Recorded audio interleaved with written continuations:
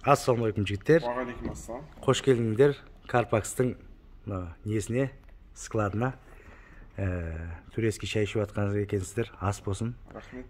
Бірінші есіміңізді сұрасақ. Есімім Нұрсұлтан. Қай қаладан? Алматы қаласы. Кілем жуу. Кілем жуу орталығы Әлем кілем компаниясы. Күніне қанша квадрат жуасыздар? 150-200 қазір. Қанша жылдық? 1 жыл болды. 1 жыл болды, 1 жыл болды. Қазір қандай жуғыш затпен жуып жатсыздар? Қазір актив эпсем шампунын қолданып жатырық. Өте керемет, сапасы ұнады.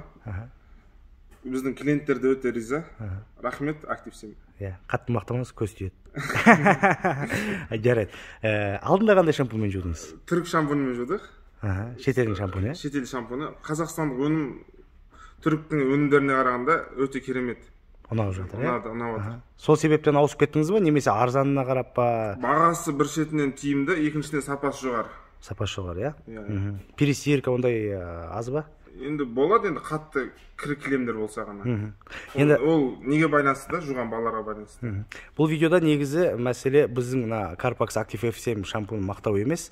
Басында сіздер дұрыс жумай жаттыңыздар, одан кейін мен қазақша жазған нелерім бар. Бағана кремнің бетінен суды алу керек деген сияқты. Соларды оқып өзгеріс болды ма содан кейін? Жоқ, біз басында дұрыс жұмыс жасамаптық. Қандай қателіктер жасап жүр екенсіздер бағана? Менің жазған бағана мақаламнан оған бұрын соны оқымай тұрып, қандай қателік жасағаныңызды түсініп жатсыздар? Біз жуған алдында суды толық алмаптық. Кремнің бетінен. Біз шампунь шашқан кезде шампуньның бәрі сумен бір ағып кетеді екен да, сонымен 30-40% қалады екен шампунь. Сонымен ол дұрыс көпір, дұрыс жуылмайды да, біз қайта жууға тура келді да. Бетіне сіңбей ағып кетіп жатты, шампуньыңыз, лейкамен құйған растворыңыз. Соны көбісі негізі біз айтамыз, көбісі соны ерінеді. Енді жұмыс қой ол да бағана кремнің бетінен скребокпен итеріп тастағанды.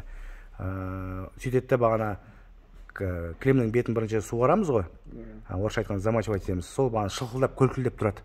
Сол артық су құйып жатқан шампуныңызды кремнің ішіне толық сіңдірмейді.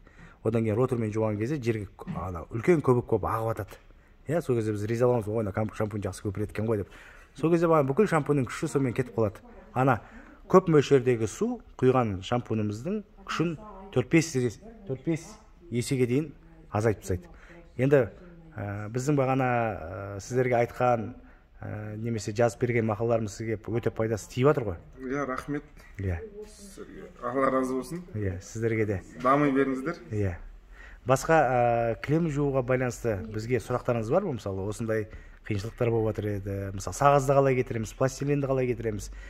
Немесе бағана мысық жануарлар ұстайтын үйлерде бағана иістер болады деген сияқты. Сондай сұрақтарыңыз болса, енді видеоны ұзатпай қойып, менің телефонымды білесіздер. Маған хабарласып тұрыңыздар. Бүкіл бағана кілем жуу кәсібі жайлы бүкіл сұрақтарыңыз болса, мына видеоны көріп жатқанда жігіттер болса, кәсіпкерлер болса, бізге хабарлассын, Carpax мамандарына.